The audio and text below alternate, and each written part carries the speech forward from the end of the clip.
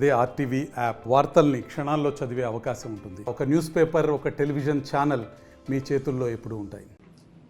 మన ముఖ్యమంత్రి చంద్రబాబు నాయుడు గారి ధోరణి చూస్తుంటే, గత 4-5 రోజుల్లోని ఆయన మాటలు చూస్తుంటే ఏ విధంగా మాట్లాడుతున్నారంటే, ఆయన ప్రజా సమస్యలపై గొంతు ఎత్తేవారి గొంతు నొక్కే విధంగా మాట్లాడడం జరుగుతుంది. ఆయన మాటలు చూస్తుంటే ప్రజల సమస్యలపై మాట్లాడే వారిని దుర్భాషలాడుతూ, ఆయన ముఖ్యమంత్రి స్థాయిలో ఉండి మనకి నోట్లో పలకలేని మాటలు బొక్క అని ఈ టైపు వ్యాఖ్యానాలు చేస్తూ ప్రజా సమస్యలపై గొంతెత్తే వారిని దూషిస్తూ, లేదు సోషల్ మీడియా మీద ప్రత్యేకమైన చట్టాలు చేస్తాం, మేమందరూ ఒక మంత్రులు సబ్ కమిటీ ఏర్పాటు చేసి ఈ రాష్ట్రంలో ఉన్న ప్రతిపక్షాల గొంతు నొక్కుతాం, ఈ రాష్ట్రంలో ఉన్న రైతుల గొంతు నొక్కుతాం, ఈ రాష్ట్రంలో ఉన్న వికలాంగుల గొంతు నొక్కుతాం, ఈ రాష్ట్రంలో ఉన్న విద్యార్థుల గొంతు నొక్కుతాం అన్న ధోరణి చంద్రబాబు నాయుడు గారి మాటల్లో కనపడుతుంది. ఆయన మాట్లాడుతూ ఏం మాట్లాడుతున్నారంటే, వికలాంగుల్ని దొంగలతో పోలుస్తున్నారు. యూరియా కోసం మాట్లాడే రైతుల్ని కూడా వాళ్ళకి ఒక పార్టీ అంటగట్టి, లేదంటే యూరియా కోసం లైన్లో ఉన్న రైతులను కూడా వారి మంత్రులతో వీళ్ళు ఏదో బఫే భోజనాల కోసం చేస్తున్నారని చెప్పేసి ఏదో వాళ్ళని వెటకారం చేయడం, రకరకాల విధానాలు ఆయన పాటిస్తున్న తీరు మనం చూస్తున్నాం. ఈరోజు రాష్ట్రంలో రైతులందరూ యూరియా దొరక్క అల్లాడిపోతున్న పరిస్థితి మరి ఈరోజు మన రాష్ట్రంలో చూస్తున్నాం. దాన్ని డైవర్ట్ చేయడం కోసం చంద్రబాబు నాయుడు గారి మాటలు, దాన్ని ప్రశ్నించే రైతుల్ని, లేకపోతే పక్కదారి పడుతున్న యూరియా లారీలు పట్టుకున్న రైతుల్ని వాళ్ళకి ఒక పార్టీ అంటగట్టడం. యూరియా పక్కదారి పడుతుంటే రైతులు పట్టుకుంటే, అంటే విజిలెన్స్ కానీ గవర్నమెంట్ కానీ చేయవలసిన పని డ్యూటీ రైతులు చేస్తుంటే వారికి ఒక పార్టీ అంటగట్టడం. అయ్యా చంద్రబాబు నాయుడు గారు, రైతుల్లో తెలుగుదేశం వారు ఉంటారు, బీజేపీ వారు ఉంటారు, జనసేన వారు ఉంటారు, వైఎస్ఆర్సీపీ వారు ఉంటారు, అందరూ ఉంటారు రైతుల్లోని. కానీ వారికి ఒక పార్టీ, లేదంటే వారిని ఒక అసాంఘిక శక్తుల్లాగా మాట్లాడడం సమంజసం కాదని చెప్పేసి నేను మాట్లాడుతున్నాను. ఎందుకంటే మీరు మాట్లాడుతున్నారు మిమ్మల్ని ప్రశ్నించే వాళ్ళ గురించి ఏదో ఫేక్ న్యూస్లని, ఆఖరికి గౌరవ ప్రతిపక్ష నాయకుడు పెట్టిన పోస్ట్ కూడా ఫేక్ అని చెప్పేసి మీరు మాట్లాడడం చూస్తుంటే నాకు చాలా మనసు కలిసివేసే విధంగా ఉంది. ఎందుకంటే మీకన్నా ఫేక్ న్యూస్ ఫ్యాక్టరీలు నడిపే వాళ్ళు ఎవ్వరూ ఉండరు ఈ రాష్ట్రంలో.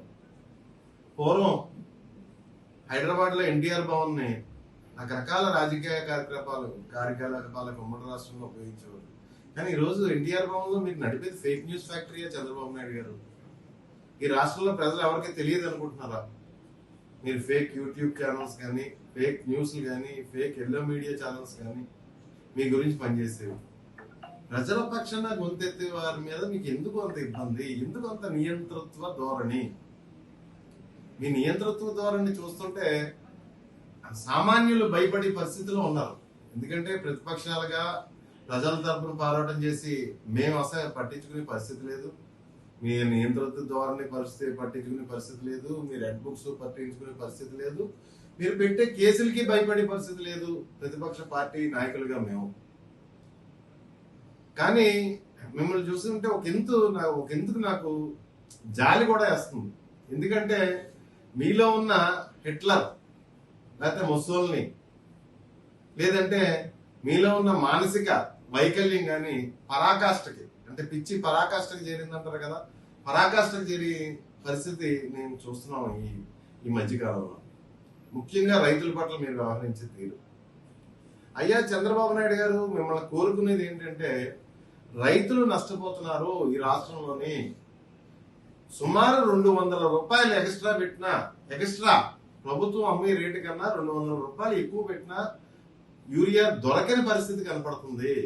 దానికి మీరు అవలంబిస్తున్న విధానాలే చేటు చేస్తున్నాయి. ఒక ఎగ్జాంపుల్ చెప్తున్నాను. ఒక క్రైటీరియా, రైతుని క్రైటీరియాగా తీసుకోవడానికి పట్టాదారు పాస్ పుస్తకం తీసుకుంటే ఆ పట్టాదారు పాస్ పుస్తకాన్ని బట్టి అతనికి ఎన్ని యూరియా బస్తాలు ఆయనకి అవసరం అవుతాయో మనం తీసుకోవచ్చు. కానీ మీరు చేసేది ఏంటి? ఆధార్ కార్డు క్రైటీరియా తీసుకున్నారు. వందలాది ఆధార్ కార్డులు పెట్టేసి మండలాలకి గ్రామాలకి రావాల్సిన లోడ్లు, లారీ లోడ్లు పక్కదారి పట్టిస్తున్నారు. రైతులకు అందుకంటే పక్కదారి పట్టిస్తున్నారు. బస్తా 200, 300 ఎక్స్ట్రా వేసుకుని బ్లాక్ మార్కెట్ లో అమ్ముతున్నారు. దయచేసి అది సర్దిద్దండి అని చెప్పేసి ప్రతిపక్షాలు కానీ రైతులు కానీ మిమ్మల్ని ప్రశ్నిస్తుంటే ఫేక్ ప్రాపగాండా, ఫేక్ ప్రచారం అని చెప్పేసి మీరు మాట్లాడే ఎంతవరకు సమంజసం చంద్రబాబు నాయుడు గారు అని చెప్పేసి నేను మిమ్మల్ని ప్రశ్నిస్తున్నాను. అదేవిధంగా ఇంకా యూరియా సమస్య ఎలా ఉంటే, యూరియాలో చూస్తే గమనిస్తే 200-300 కోట్లు స్కామ్ కనపడుతుంది. 200-300 కోట్లు అంటే అది చిన్న స్కామ్ అనుకుందాం అనుకోండి. 200-300 కోట్లు అంటే మీ దృష్టిలో అది డబ్బు కూడా కాదు. మీ దృష్టిలోని, మీ కుమారుడి దృష్టిలోని అది డబ్బు కూడా కాదు. ఆరోగ్యశ్రీ మరి రాష్ట్రంలో 14 నెలలు బట్టి, అంటే మీరు కూటమి అధికారంలోకి వచ్చిన తర్వాత ఈ రాష్ట్రంలో ప్రజలు కానీ రోగులు కానీ వైద్యం కావాల్సిన పరిస్థితి ఏ విధంగా ఉందో ఒకసారి మీరు గమనించారా? ఆస్తులు అమ్ముకునే పరిస్థితి వచ్చింది. రాష్ట్రంలో వైద్యం దొరకని పరిస్థితి, రాష్ట్ర ప్రజలకి కార్పొరేట్ వైద్యం దొరకని పరిస్థితి, లేదా నెట్వర్క్ హాస్పిటల్లో వైద్యం చెయ్యని పరిస్థితి. ఆరోగ్యశ్రీ నెట్వర్క్ హాస్పిటల్లో సుమారు 3,700 కోట్ల చిల్లర బకాయిలు మీరు ఆరోగ్యశ్రీ నెట్వర్క్ హాస్పిటల్కి బకాయిలు పెట్టడంలో వాళ్ళు వైద్యం చేయట్లేదు. ఆరోగ్యశ్రీ కింద పేద ప్రజలకి వాళ్ళు ఆస్తులు అమ్ముకోవడం, లేకపోతే వాళ్ళ దగ్గర నగ నట్ర అమ్ముకోవడం చేసుకుని వైద్యం చేయించుకునే పరిస్థితి, లేదా ఆ స్తోమత లేని వాళ్ళు ప్రాణం పోతున్న పరిస్థితి 14 నెలల నుంచి మనం చూస్తూనే ఉన్నాం.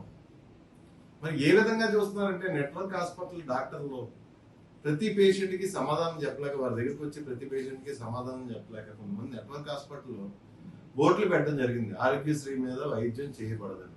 కానీ మీ యంత్రాంగాన్ని ఉపయోగించి ఆ డాక్టర్ నెట్వర్క్ హాస్పిటల్స్ కి వార్నింగ్లు ఇప్పించిన పరిస్థితి మనం ఈ రాష్ట్రంలో చూస్తున్నాం.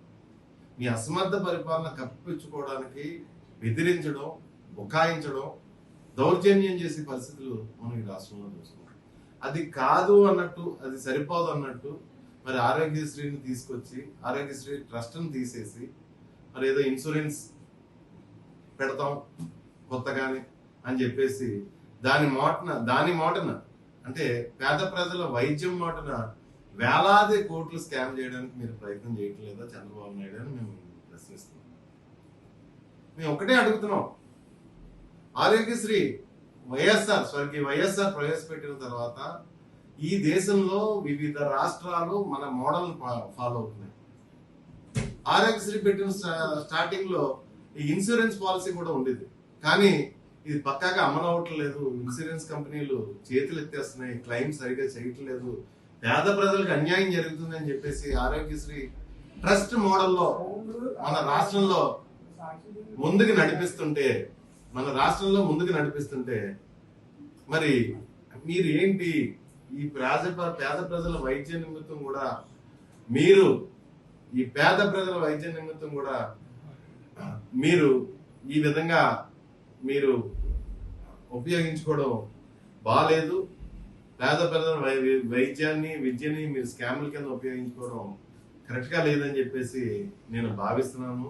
దయచేసి ఆరోగ్యశ్రీని నిర్వీర్యం చేసి కార్యక్రమం మటుకి 80% చెయ్యొద్దు అని చెప్పేసి నేను మిమ్మల్ని కోరుకుంటున్నాను.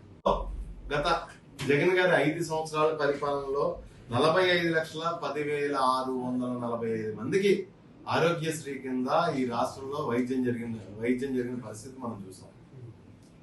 45,10,645 మందికి వైద్యం జరిగింది. మరి మీ 14 నెలల పరిపాలనలో ఎంతమందికి వైద్యం జరిగిందో ఆరోగ్యశ్రీ కింద మీరు చెప్పగలరా చంద్రబాబు నాయుడు గారు అని చెప్పేసి మిమ్మల్ని సూటిగా ప్రశ్నిస్తున్నాను.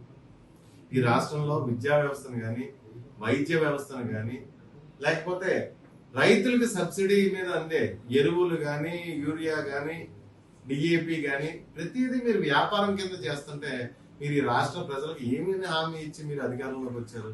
సంపద సృష్టిస్తాను అని చెప్పేసి మీరు ఈ రాష్ట్ర ప్రజలకు హామీ ఇచ్చి అధికారంలోకి వచ్చిన పరిస్థితి. కానీ ఆల్రెడీ ఈ రాష్ట్రంలో ఉన్న సంపద, పేద ప్రజల సంపద 17 మెడికల్ కాలేజీలు చరిత్రలో కని విని ఎరుగని రీతిలో జగన్మోహన్ రెడ్డి గారు 17 మెడికల్ కాలేజీలు కడితే కన్స్ట్రక్ట్ చేసి అందులో 5 మెడికల్ కాలేజీలు స్టార్ట్ చేస్తే మీరు అవి ప్రైవేట్కి పీపీపీ మోడ్లో ప్రైవేట్కి మీ మనుషులకి అమ్మేసుకునే పరిస్థితి, స్కామ్ ద్వారా అమ్మేసుకునే పరిస్థితి ఈ రాష్ట్ర ప్రజలు చూస్తున్నారు. మీరు సంపద సృష్టించలేదు సరికదా, ఈ రాష్ట్ర ప్రజల సంపదని అమ్మేసి పరిస్థితి మీరు ప్రైవేట్ పబ్లిక్ పార్ట్నర్షిప్ లో పీపీపీ మోడ్ లో అమ్మేసి పరిస్థితి మనం ఈ 4-5 రోజులు బట్టి ఈ రాష్ట్ర ప్రజలు చూస్తున్నారు. దాన్ని మళ్ళీ మీ దగ్గర ఉన్న ఎల్లో మీడియా ద్వారా, మీకున్న మీడియా ద్వారా కవర్ చేసి పరిస్థితి కనపడుతుంది. దయచేసి మీరు ఈ రాష్ట్రంలో ప్రజల్ని తప్పుదోవ పట్టించకుండా జగన్ గారు ఇచ్చిన 17 మెడికల్ కాలేజీలని ఆ విధంగానే ఉంచి, ఎందుకంటే మీరు ఒక్క మెడికల్ కాలేజ్ మీరు తేలేదు, ఈ 17 మెడికల్ కాలేజీలను ఆ విధంగానే ఉంచి ఈ రాష్ట్ర ప్రజలు మంచి కోరవలసిందని కోరుకుంటూ, అదే విధంగా మరొకసారి యూరియా గురించి మరీ తెలియజేసుకుంటున్నాము. మీరు ఆధార్ కార్డులు బేస్ గా పెట్టుకుని యూరియా పంపిణీ చేస్తే ఈ రాష్ట్రంలో యూరియా స్కామ్ కింద జరిగిపోతుంది. దయచేసి ఆధార్ కార్డులు క్రైటీరియాగా తీసుకోకండి. ఎందుకంటే వందలాది ఆధార్ కార్డులు సంపాదించి యూరియాని లోడ్లు ఎత్తుకుపోవడం పెద్ద సమస్య కాదు, అది గంటల్లో పని. వందలాది ఆధార్ కార్డులు గ్యాదర్ చేయడం అన్నది గంటల్లో పని, యూరియా పక్కదారి పట్టిస్తుంది.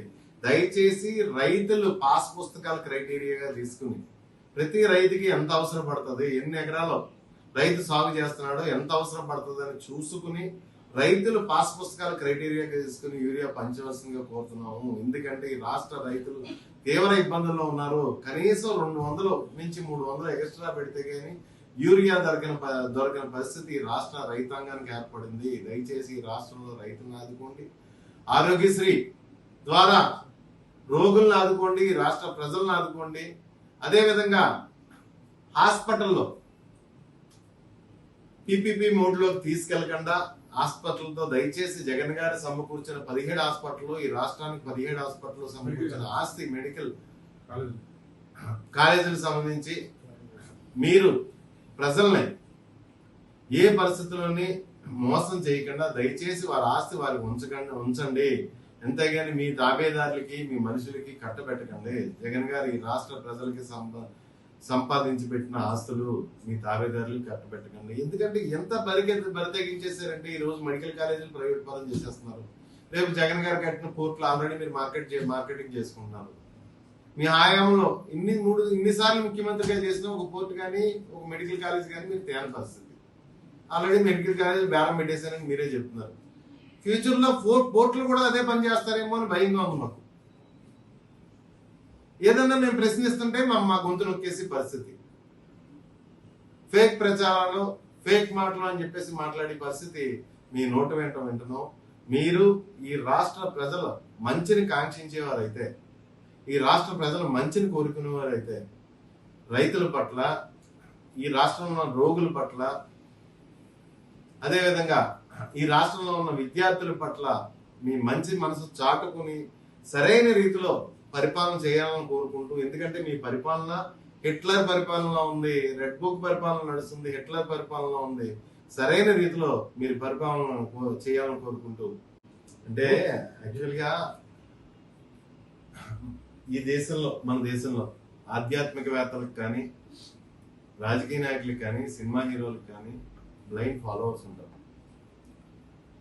వాళ్ళు చెప్పిన మాటలు ఫాలో అవడానికి ప్రయత్నం చేస్తారు వారి ఫాలోవర్స్. మరి ఆ స్థాయిలో ఉన్న వాళ్ళు బాధ్యతాయుతంగా మాట్లాడడం మంచిది అని చెప్పి నేను భావిస్తున్నాను. ఎందుకంటే ఆ రకంగా మరి ఆయుధ పూజ చేసి మహిళలు పిల్లలు ఆయుధాలు పట్టుకోవాలని చెప్పేసి మాట్లాడడం బాధ్యతాయుతమైన మాటలు కాదు. ఒకవేళ నా పిల్లలే కనుక అలా కానీ పట్టుకుంటే మేము తీవ్ర మానసిక క్షోభకు గురవుతాం.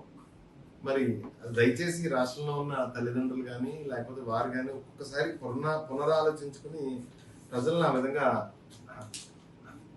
ఆయన స్పీచ్లతో మోటివేట్ చేయడం మానేయాలని చెప్పేసి కోరుకుంటున్నాను. సార్ అదే బాగా విద్యార్థుల్ని విద్యకు దూరం చేయడం కదా. పాడేరు పులివెందుల్లో మెడికల్ సీట్ల విషయంలో అంటే పులివెందులే ఒక డిఫరెంట్ కాన్సెప్ట్. ఎందుకంటే పులివెందుల అన్నది జగన్ గారి నియోజకవర్గం కాబట్టి జనరల్ గా ఆ నియోజకవర్గంలో ప్రజల మీద ఆయనకి పగ ఉంటది చంద్రబాబు నాయుడు గారికి. ఎందుకంటే ఆయన మనస్తత్వం ఈ రాష్ట్ర ప్రజలందరికీ నేను ముఖ్యమంత్రిని, ఈ రాష్ట్ర ప్రజలందరూ నా ప్రజలు అనుకునే మనస్తత్వం చంద్రబాబు నాయుడు గారికి కాదు. నాకు ఓటు వేసిన వాళ్ళే నా మనుషులు, నాకు ఓటు వేసిన వాళ్ళు నాకు పగవాళ్ళు అని, లేదంటే పేద ప్రజల విషయంలో కూడా అతనికి ఒక వేరియేషన్స్ చూపిస్తుంటారు. డెఫినెట్ గా పులివెందుల్లో మరి ఎక్కడా కనీవిరిని ఎరగని విధంగా చూసాం మనం. మరి ఇతర రాష్ట్రాల్లో మాకు ఇన్ని మెడికల్ సీట్లు కావాలా అని చెప్పేసి సెంట్రల్ గవర్నమెంట్ చుట్టూ తిరిగే పరిస్థితి మనం చూస్తున్నాం. మరి మన రాష్ట్రానికి కేటాయించిన సీట్లు మాకు వద్దు అని చెప్పేసి లెటర్ రాయడం అన్నది ఇంకెక్కడ ఈ దేశంలో ఏ ముఖ్యమంత్రి చేయని పని. అదే విధంగా పాడేరు వచ్చేసరికి ఎస్టీస్, షెడ్యూల్డ్ ట్రైబ్, దళితులు, వెనకబడిన వర్గాలు ఉంటారు. మరి ఆ పిల్లలు చదువుకుంటే ఈయనకు వచ్చిన కష్టం ఏంటో నాకు అర్థం కావట్లేదు. మరి దాన్ని కూడా 50 సీట్లు కుదించేశారు. పాడేరు హాస్పిటల్ కూడా 50 సీట్లకి కుదించేసిన పరిస్థితి. మరి దళితులు కానీ వెనకబడిన వర్గ పిల్లలు కానీ చదువుకునే పరిస్థితి ఉండకూడదా చంద్రబాబు నాయుడు గారు? మరి ఈ రోజు మనం చూసుకుంటే ఒక మెడికల్ సీట్ కొనుక్కోవాలంటే ప్రైవేట్ వైద్య కళాశాలలో 1.5 కొన్ని కాలేజీలు అయితే పెద్ద కాలేజీలు అయితే 2 కోట్లు ఉన్న పరిస్థితి కూడా మనం చూసాం.